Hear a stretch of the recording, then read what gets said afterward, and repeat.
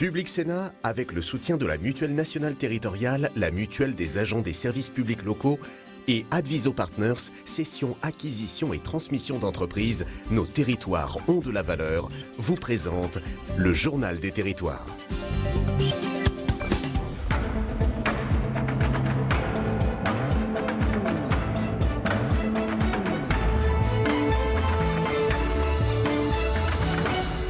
Bonjour à tous et bienvenue dans notre édition avec la presse quotidienne régionale, les télés locales de France, le réseau Via Télévision, les Indes radios, 130 radios territoriales qui sont nos partenaires, et puis TV5 Monde. 3 parties dans cette émission. Dans un instant, JT des territoires que je vais vous présenter. Et puis après la météo, c'est l'invité politique de Territoire d'Info. Aujourd'hui, c'est Sylvain Maillard, le député La République En Marche de Paris, qui sera sur ce plateau. Enfin, la troisième partie de l'émission avec l'actualité parlementaire et politique. Tout de suite, c'est le JT des territoires et je vous y retrouve dans un tout petit instant.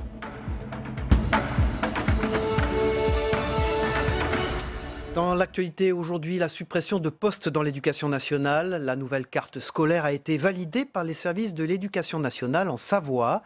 Elle prévoit une dotation négative. Cela signifie que 15 postes d'enseignants doivent être supprimés dans le département dès la rentrée 2019. Si le nombre d'élèves savoyards est en baisse, parents et enseignants s'inquiètent pour la qualité des conditions d'apprentissage. Victoria Lopez, de 8 Mont-Blanc. 260 élèves en moins en 2018, 340 en 2019. La population scolaire baisse nettement en Savoie.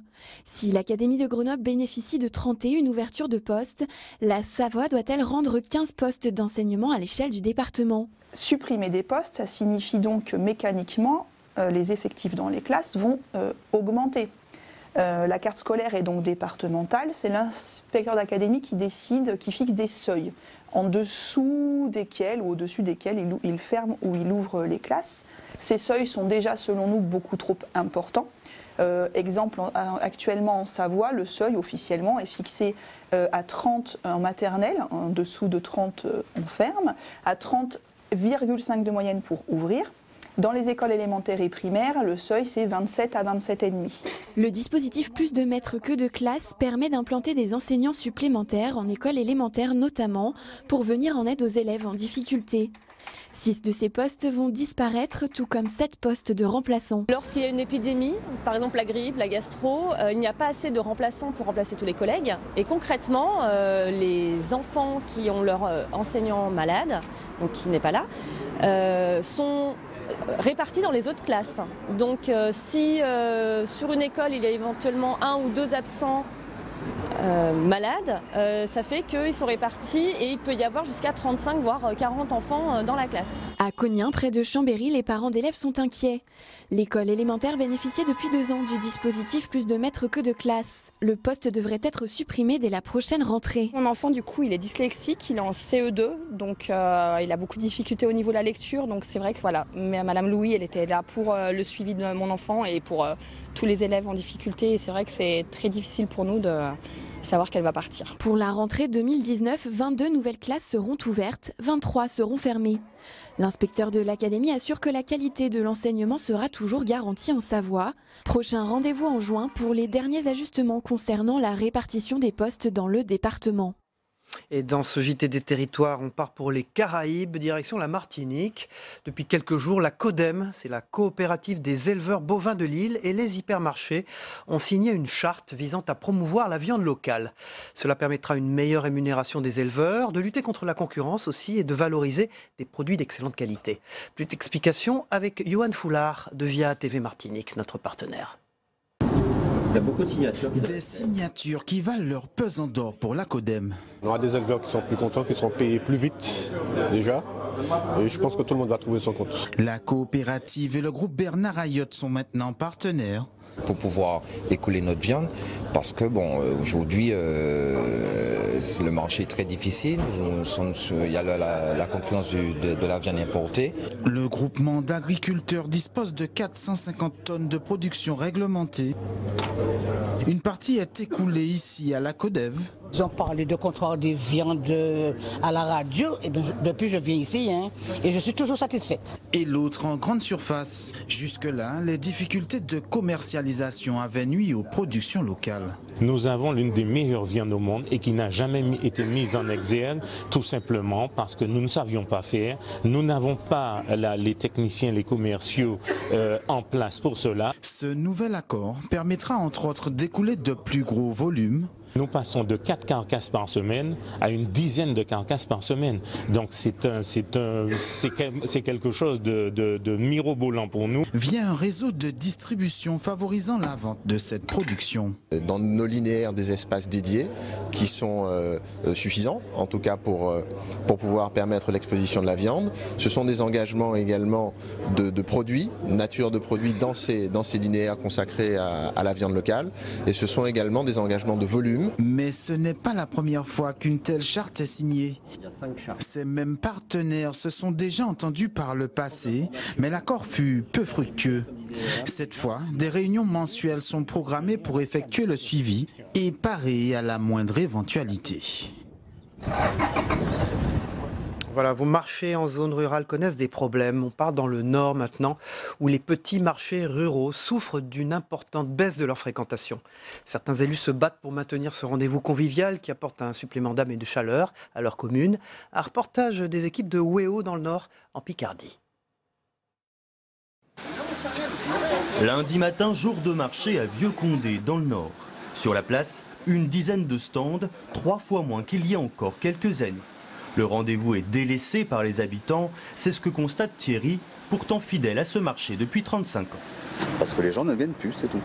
Il y a Internet aussi. Il y a Internet qui nous a fait du mal, et puis par les personnes habituées, les gens plus âgés qui viennent encore, les jeunes on ne les intéresse plus, c'est tout. Même constat à Élincourt Sainte-Marguerite dans l'Oise. Le marché du matin avait disparu totalement faute de clientèle, mais la commune s'est battue pour le faire revivre, quitte à changer de formule. Donc il fallait trouver une solution. On s'est mis d'accord pour le lundi soir, on a proposé un créneau de 16h à 20h, et puis ça arrange tout le monde. Un changement d'horaire qui séduit rapidement les 860 habitants. En plus, en sortant de l'école, c'est pratique. Il n'y a pas besoin de ressortir après, donc non, c'est très bien. C'est nickel quand on rentre du boulot, si on peut avoir des produits frais. Mon Dieu, quel plaisir. Plaisir partagé pour les commerçants. Les clients sont là, les affaires reprennent. La semaine dernière, j'ai doublé mon chiffre en une fois, sans prévenir, sans rien. Ah, c'est mieux déjà. Un boucher, un boulanger, une maraîchère, ils ne sont pour l'instant que 3, mais d'autres marchands devraient les rejoindre. Ce marché du soir sert déjà d'exemple pour certains villages avoisinants. De nouvelles menaces maintenant sur la végétation de la Côte d'Azur. Après le charançon rouge pour les palmiers, un autre insecte cristallise désormais l'attention. Le charançon noir, celui-là. Cet insecte venu tout droit du Mexique menace les plantes de la Côte d'Azur, les yuccas et les agaves notamment. Plus d'explications avec ce reportage des équipes d'Azur TV dans le sud-est. Après le charançon rouge qui ravage les palmiers, voici le charançon noir. Ce petit insecte de 1 à 2 cm menace les plantes de la Côte d'Azur, les agaves et les yuccas notamment. Il est originaire du Mexique, il a été importé dans les années 2000. Les attaques, on les voit depuis à peu près 2007, surtout donc sur agave, dracena, yucca et dasylirion. Contrairement au charançon rouge, le charançon noir n'est pas très exposé, mais il fait lui aussi des dégâts considérables. Les adultes se nourrissent des racines et des feuilles, les larves, elles, développent champignons et bactéries. Le petit charançon noir va rentrer à l'intérieur de l'agave, elle va faire une galerie et en même temps, au fur et à mesure, elle va creuser tout l'intérieur. Et au bout d'un moment, vous allez avoir l'aspect de l'agave qui va jaunir, il y a des feuilles qui vont jaunir, et au bout d'un moment, elle va pourrir parce qu'elle n'aura plus rien pour vivre, quoi. Pour l'éradiquer, il existe plusieurs solutions. En bio, ça va être déjà une bonne observation, voir si on a des attaques. On peut mettre des pièges à phéromones pour essayer d'attirer les mâles. Après, on peut aussi mettre des nématodes. Les nématodes, ça va être en fait pour tuer tout ce qui est larves, les larves, excusez-moi. Et après, donc il y a un champignon aussi, on peut préparer une solution et c'est une préparation qu'on met au niveau du cœur. C'est un champignon qui va aussi vous tuer les larves, quoi. Lionel travaille depuis 20 ans dans cette pépinière et la situation le préoccupe. Il faut dire aussi à tous les particuliers et à tous les professionnels que ce petit charançon noir aussi est plus petit, mais qui peut aussi tuer la plante, quoi. Donc à surveiller et à faire le nécessaire dès qu'il y a une attaque, quoi. Selon la DRAF, Direction régionale de l'agriculture et de la forêt, si le charançon rouge est un organisme nuisible de lutte obligatoire, ce n'est pas le cas pour le charançon noir. On part pour l'Occitanie à présent à Toulouse. Le Centre régional des enseignants d'occitan et d'autres associations occitanes d'ailleurs ont organisé une manifestation place du Capitole contre la suppression de l'enseignement de l'occitan. Les associations dénoncent la réforme du bac du ministre de l'Éducation nationale Jean-Michel Blanquer. En cause, moins de moyens donnés à l'enseignement de l'occitan dans les écoles, donc moins d'heures possibles pour l'enseignement de cette langue. D'autre part, l'option occitan au bac est également supprimée. Julie Darling pour Via Occitanie. Sauvons la langue occitane. 1 millier de personnes étaient rassemblées à Toulouse pour empêcher la suppression de cette langue locale. C'est important pour les enfants qu'ils sachent d'où ils viennent et pourquoi l'occitan existe. Toutes les régions ont leur langue et l'occitan est important pour nous. Et parce que nous on l'a fait pour apporter des points au bac, pour que ça continue et que ça promouvoir la région. Le parti occitan craint qu'avec la réforme du bac de 2021, leur langue soit reléguée au dernier plan, qu'il y ait moins de moyens pour l'apprentissage de la langue, voire même une suppression de l'option occitan au bac. Pour le grec et le latin d'ailleurs, où l'enseignement était menacé, le ministre a publié un arrêté fin décembre. Donc nous on demande ni plus ni moins qu'un arrêté similaire pour les langues régionales. Plus de 3/4 des personnes vivant en Occitanie veulent que son enseignement se développe. Le maire de Toulouse a donc adressé une lettre au ministre de l'Éducation nationale pour demander le réexamen de la réforme. Le président Macron a pris des engagements très clairs en juin 2018 en Quimper en faveur des langues régionales, pas que de l'occitan, et donc il doit tout simplement respecter ses engagements. Dans l'académie de Toulouse, 12 000 élèves pratiquent l'occitan au collège et au lycée. Voilà, dans un instant, ce sera le club de la presse, les unes de la presse quotidienne régionale aussi. Et puis l'invité politique tout à l'heure, c'est Sylvain Maillard, le député La République En Marche de Paris, qui, vous le savez, est à l'origine de l'idée de pénalisation de l'antisionisme. Il sera notre invité en direct sur ce plateau tout à l'heure. Tout de suite, c'est les unes de la presse quotidienne régionale dans un tout petit instant. Bonjour Saveria, c'est la lutte contre l'antisémitisme évidemment qui nous occupe ce matin et qui occupe les unes de la presse quotidienne régionale. On commence avec la Marseillaise. Mobilisation partout en France aujourd'hui contre l'antisémitisme à l'appel du Parti socialiste. Des grands rassemblements sont prévus, Marseille et Aix debout contre l'antisémitisme où des milliers de personnes sont attendues. Emmanuel Macron, lui, ne participera pas au grand rassemblement qui doit avoir lieu ce soir place de la République à Paris. Il s'exprimera demain lors d'un discours pour le traditionnel dîner du CRIF. Pour le reste, toutes les formations républicaines seront présentes, y compris la France insoumise de Jean-Luc Mélenchon. Côté extrême droite, le Rassemblement national n'a pas été convié à la manifestation, ce qui n'exclut pas la possibilité d'une apparition surprise de Marine Le Pen. Voilà, en Nouvelle-Aquitaine, les vrais chiffres de la fracture sociale sont à la une de Sud-Ouest ce matin. Aujourd'hui, la peur du déclassement n'épargne aucune catégorie sociale. Une étude d'Elab, de l'Institut Montaigne pour Sud-Ouest, de la presse quotidienne régionale et de France Info fait apparaître un sentiment d'injustice sociale élevé dans le pays, particulièrement en Nouvelle-Aquitaine. Baisse du pouvoir d'achat, difficulté pour trouver un emploi, disparition des services de proximité. Les Français sont inquiets pour leur avenir. 84% des habitants de Nouvelle-Aquitaine considèrent que nous vivons dans une société injuste. En revanche, ils sont 69% à trouver qu'il fait bon vivre dans nos communes. Et puis c'est la une du Télégramme aujourd'hui. Bravo les Bretons, ils donnent leur sang. En matière de don du sang, les Bretons sont de très bons élèves. Ils se situent au-dessus de la moyenne française, une générosité qui permet à la région d'être autosuffisante et exportatrice, même en période de grippe et de gastro, qui en général engendre une baisse des dons. Le volume des collectes reste important, comme en témoigne le docteur Alain Guillard, à lire donc en une du Télégramme ce matin. Voilà, on termine avec la limousine qui est à la une de l'Écho de Vienne. C'est pas une voiture. Et vous savez que nous serons au Salon de l'Agriculture en direct à partir de lundi dans cette émission. Justement, J-4 avant l'ouverture du 56e Salon de l'Agriculture du 23 février au 3 23 mars.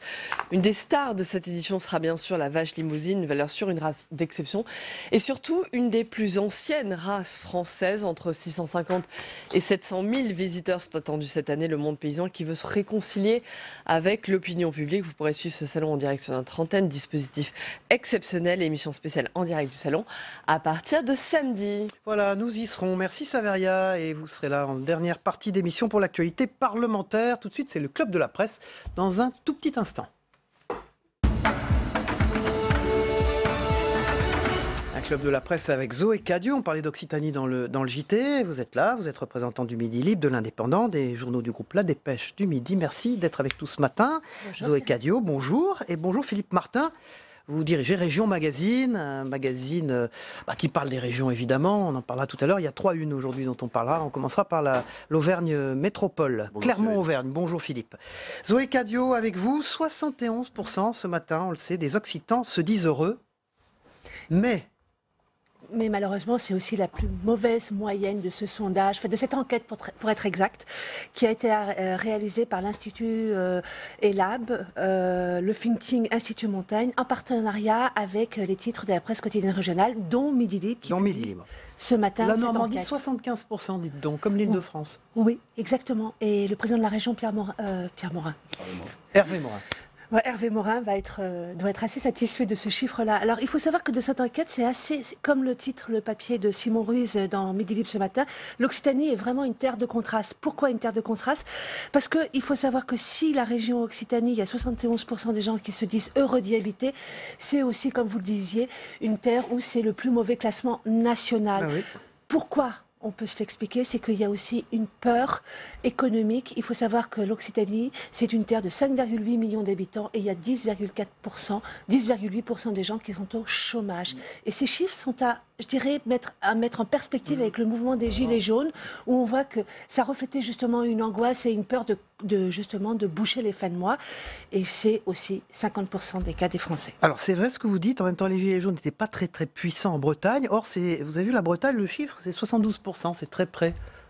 Oui. C'est très près. Paradoxal. C'est très paradoxal, mais c'est peut-être aussi, il y a une autre façon aussi de dire les choses et de les exprimer, mais même si en Bretagne, il ne faut pas l'oublier non plus, il y a quand même un mouvement de contestation qui est assez fort, il ne faut pas oublier les bonnets rouges, quand il y a eu l'histoire des péages sur les routes nationales bretonnes. Alors, l'étude révèle que des mobilités peuvent être subies en Occitanie. C'est quoi? C'est l'éloignement de Perpignan, Toulouse, Montpellier. On sait qu'on met beaucoup de temps par la route et que les transports, notamment le TGV, n'est pas sur ces lignes-là, par exemple. C'est ça qui pose ce problème principal. Le problème de dont parle d'ailleurs dans l'interview dans le papier Bernard Sananès, qui est le sondeur qui a fait le sondeur, tout à fait. Donc, le problème de mobilité est réel parce qu'il faut savoir que le problème de l'Occitanie, d'une certaine manière, je ne sais pas si c'est un problème, mais il y a 2 grandes villes qui sont Toulouse et Montpellier. Il y a une activité des métropoles et c'est le débat et c'est exactement la critique qu'on fait aujourd'hui aux métropoles, c'est qu'elles vampirisent d'une certaine manière tout le tissu économique et toute l'activité économique. Et ça reflète aussi par incidence le problème aussi du logement et du transport, parce que comme il y a une forte pression sur ces métropoles, les habitants s'éloignent, généralement quand ils ont des problèmes de pouvoir d'achat, et après il y a un problème de transport et de mobilité qui se reflète aussi, comme on le voit en ce moment, dans le grand débat qui est lancé actuellement. Est-ce que ça peut bouger, ce genre de chiffres? Qu'est-ce qu'il faut faire pour que, au fond, les Occitans apprécient encore plus leur région? Après tout, il fait beau, il y a des problèmes économiques. Est-ce qu'il y a des notions d'espoir possibles? Alors, les Occitans... Il faut quand même dire que les Occitans, c'est pas tout noir. Il faut savoir que les Occitans, ils sont très fiers de leur région, d'une certaine manière. Il y a 61% des Occitans qui soulignent la qualité de la vie. La qualité de la vie, et son climat, et ses paysages, et sa gastronomie. Et ce qui est très marrant, c'est que justement, la qualité de la vie, son climat, la gastronomie, ce sont des valeurs sûres, et c'est aussi des valeurs à protéger. Et c'est une manière un peu... c'est une prise de conscience qui est réelle, et qu'on le voit actuellement en ce moment, avec l'opération Le Nouveau Monde qui va avoir lieu fin mars à Perpignan. On recevait Marie-France Baillet hier pour en parler. Justement, pour poser ces questions-là et une prise de conscience et qui lance vraiment un cri d'alarme pour préserver un peu notre environnement. C'est dans Midi Libre, hein, l'Occitanie terre de contraste, avec donc ce sondage, au fond, sur est-ce qu'on est heureux dans sa région, dans son territoire. Est heureux. Alors le fait aussi d'être pas tout à fait heureux, ça crée aussi un sentiment de défiance et d'ouverture sur les autres. Et on s'aperçoit aussi que cette défiance se voit aussi sur l'Europe. Voilà, donc ça. Merci Zoé Cadio, l'Occitanie terre de contraste dans Midi Libre. Alors l'Auvergne, bonjour Philippe Martin, Clermont-Auvergne, métropole poursuit son ascension, mais quand on regarde les chiffres de la région Auvergne, c'est 73%. Vous êtes dans la moyenne de la moyenne. Hein. Alors c'est pas l'Auvergne en l'occurrence, c'est juste la métropole de Clermont-Auvergne, donc qui a subi un double mouvement. Non, je parlais du chiffre du sondage. Ouais. Mais le supplément, il est sur la métropole uniquement, et je pense. Mais dans les métropoles, on est quoi? On est plutôt bien. Voilà, on est en général plus heureux. En plus, eux, ils étaient capitale régionale, puis c'était capitale de la région Auvergne qui a disparu. Donc ils ont perdu ce statut enviable, mais ils ont gagné le statut depuis un an de métropole qui donne davantage de moyens, davantage de compétences. Juste une question, c'est la une, on le voit d'ailleurs derrière vous, Clermont-Auvergne, métropole. C'est une marque, Clermont-Auvergne, c'est compliqué à... Clermont, c'est une marque. Oui, c'est une marque pour le pneu, c'est une marque pour le pneu, c'est une marque pour le rugby, c'est une marque pour un tas de choses. C'est une marque pour le. À coller les deux ensemble, ça marche? C'est ça que je veux dire. Le Clermont et l'Auvergne. Ou Clermont-Auvergne et la métropole. Oui, ça marche parce qu'ils se revendiquent comme non seulement la capitale de l'Auvergne, mais la capitale du centre de la France. Parce qu'il y a une région immense, là, qui est le Massif central, et la vraie métropole, la seule métropole, c'est Clermont. Alors, c'est une métropole qui bouge beaucoup, c'est pour ça aussi qu'on a fait ce supplément. Il y a un jeune maire dynamique qui s'appelle Olivier Bianchi. Il se passe beaucoup de choses. Ils sont devenus patrimoine mondial de l'UNESCO, la chaîne des Puys. Ils revendiquent d'être capitale européenne de la culture. Il y a Michelin qui est en train encore de s'agrandir, qui aurait pu... Michelin, c'est la seule entreprise du CAC 40 qui a son siège en région, enfin la plus grosse en tout cas, qui a son siège en région. Ils ont choisi de continuer à s'agrandir, à s'implanter sur Clermont. Il y a Limagrain, qui est une énorme boîte de céréales, on va en parler après, et des caractéristiques physiques très étonnantes. Est-ce que vous savez qu'entre la place de Jaude, donc, qui est le point central de Clermont, là où les rugbyman fêtent leur titre, et le Puy-de-Dôme, il y a exactement 15 minutes de voiture. Et le Puy-de-Dôme, le panoramique des dômes, c'est un paysage extraordinaire. Donc c'est une métropole qui a beaucoup d'atouts et qui bouge beaucoup. Il y a des chantiers partout en ce moment, donc à découvrir dans le supplément, c'est vraiment très surprenant et très intéressant. On a l'impression d'une région qui vivote, et c'est pas le cas du tout. C'est une région qui bouge beaucoup, et en plus c'est un modèle de métropole, 400 000 habitants, c'est pas gigantesque, il n'y a pas trop de pollution, il n'y a pas trop de problèmes de circulation, mais il y a les moyens culturels, économiques d'une grande métropole. Vous avez vu, Zoé Cadio, il conseille d'aller habiter dans... on a quelques atouts en Occitanie.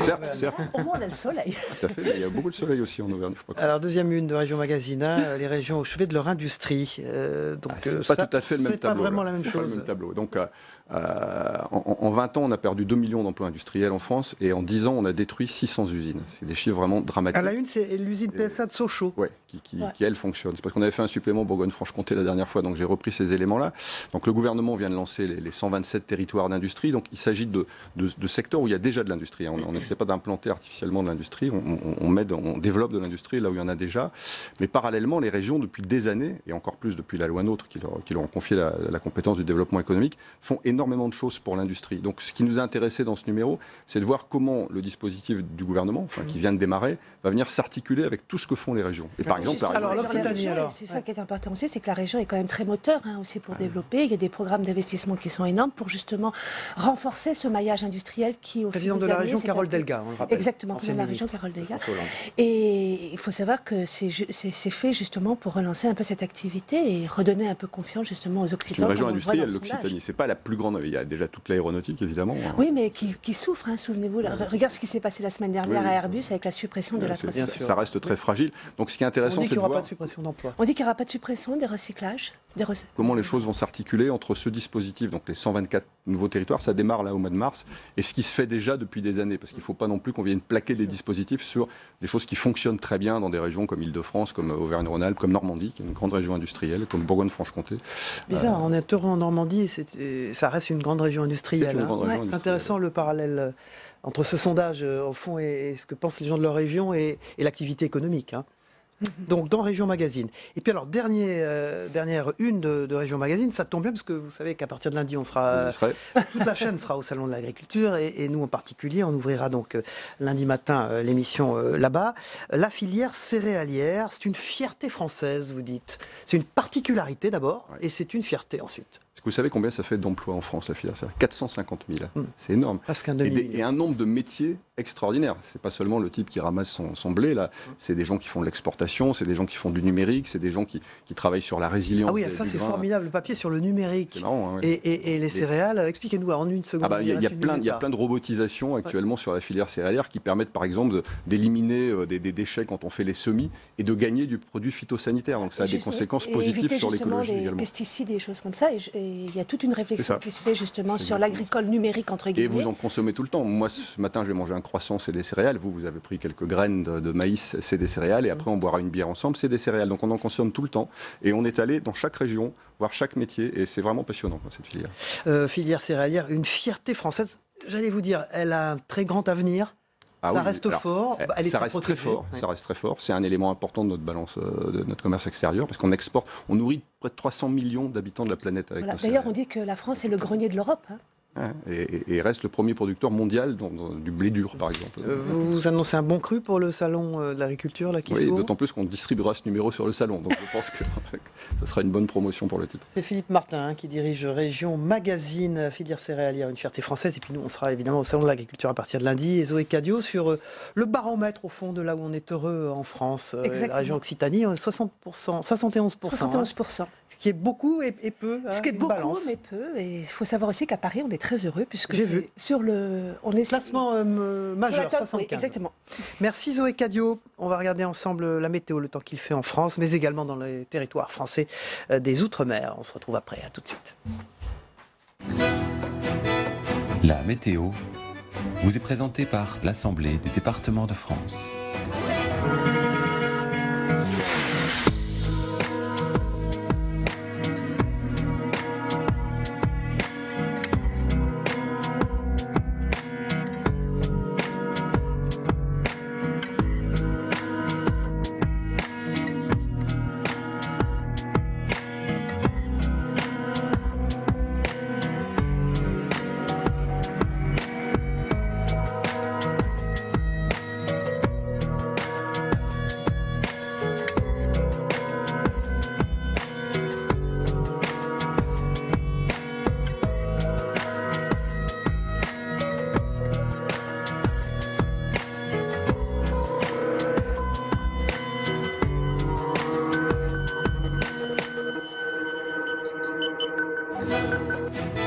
C'était la météo avec l'Assemblée des départements de France.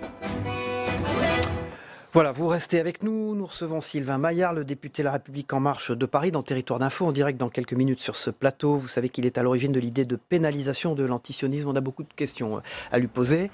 Tout de suite, on va partir du côté du reste du monde. Regardez ce qui se passe dans l'actualité du monde. On démarre avec le zappement de TV5 Monde et l'Australie, où un agent étranger aurait piraté le Parlement et un certain nombre également de partis politiques. On regarde ensemble. On se retrouve après avec l'invité politique. À tout de suite. Public Sénat, avec le soutien de la Mutuelle Nationale Territoriale, la Mutuelle des agents des services publics locaux et Adviso Partners, cession, acquisition et transmission d'entreprises, nos territoires ont de la valeur, vous ont présenté le Journal des territoires.